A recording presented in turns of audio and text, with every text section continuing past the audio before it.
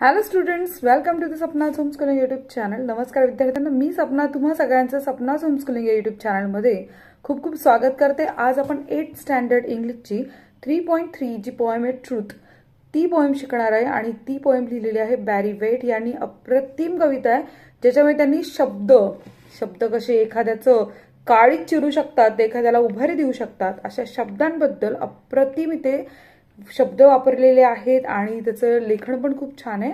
तर आपण ही कविता म्हणूयात आणि त्याच सोबत या कवितेचा अर्थ इथे समजून घेऊयात। Truth. So let's start to sing with me this poem Truth. Sticks and stones may break my bones, but words can also hurt me. Stones and sticks break only skin, while words are ghosts that haunt me. Slant and curved the forward swords to pierce and stick inside me. Bats and bricks may ache through bones, but words can mortify me. Pain from words has left its scar on mind and heart that tender.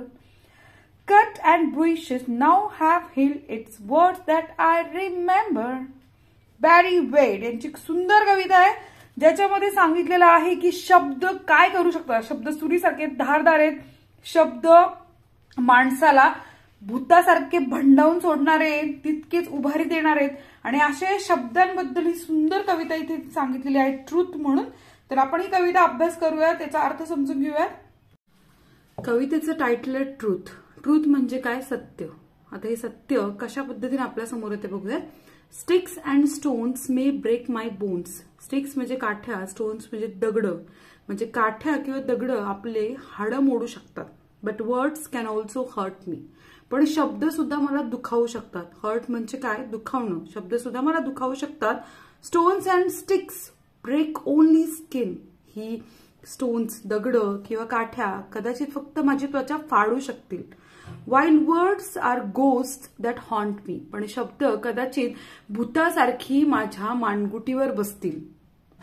Haunt, आपण haunt म्हणजे trouble worry again and again, सारखं सारखं सारखं सारखं आपल्याला एखादी गोष्ट सतावत राहते, पिच्छा पुरवत राहते, आपण म्हणतो एखादं भूत मानेवर बसले तशी माझी अवस्था करू शकतात। कारण आपण बघितलंय की एखाद्याने जळजळीत असा शब्द बोलला ना, आपला काय बेक्कलेस, काय अक्कल नाही का तुला, इतकंच आता समजत नाही, असं कोणी आपल्याला जेव्हा बोलतं किती त्रास आणि किती वेदना होतात। मग भले ते शिक्षक असो नाही, आई वडील असो नाही, कोणी असो, पण आपल्याला खूप त्रास होतो।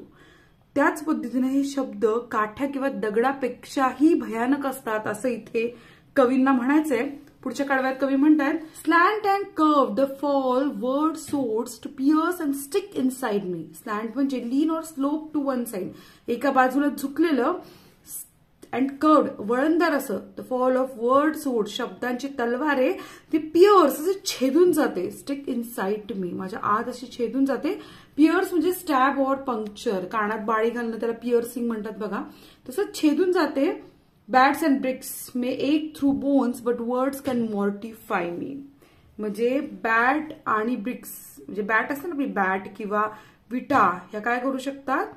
एक थ्रू बोन्स माझ्या हाडांमधून जाऊ शकतात, पण हे जे शब्द आहेत ना ते मला मॉर्टिफाय करतात। मॉर्टिफाय करतात म्हणजे माझा पान उतार करतात। मॉर्टिफाय म्हणजे make one feel ashamed and embarrassed. Pain from words has left its scar. जो शब्दांचा व्रण असतो ना, तो त्याचा त्रास आणि व्रण सोडून जातो।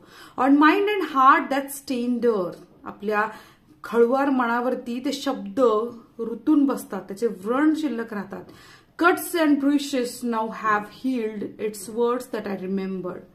स्कार म्हणजे मार्क लेफ्ट बाय वर्ड, जसं आपल्याला जखम होते आणि एखादा व्रण राहतो तो, आणि ब्रुशेस म्हणजे injuries, cuts or the skin म्हणजे आपल्या त्वचेला एखादा कट वगैरे होतो ना त्यावेळेस ज्या इंजुरी होतात त्या। म्हणजे इथे कवीला म्हणायचं की हे शब्दांचे एखाद्याने बोललं त्याच्यासाठी तो शब्द संपला असेल, पण त्याचे व्रण खोलवर मनावर रुतून राहतात। म्हणून वर्ड्सला खूप असे काटे काटे काटे दाखवलेत निवडुंगासारखे, जे आपल्या बोटाला बोचल्यानंतर आपल्याला त्याचं खूप वेदना होतात, कारण खूप काळ आपल्याला त्या वेदना त्रास देत राहतात। असे हे शब्द आहे की एखाद्या वस्तूंपेक्षाही जास्त भयंकर आपल्या मनावर आणि शरीरावर परिणाम करतात। इथे बॅरी वेट यांनी खूप सुंदर अशी कविता लिहिली आहे। आपण इथेच थांबूया। या कवितेचा अर्थ आपल्याला समजला असेल अशी मी आशा करते। व्हिडिओ आवडल्यास लाईक करा आणि चॅनलला सबस्क्राईब करा। धन्यवाद।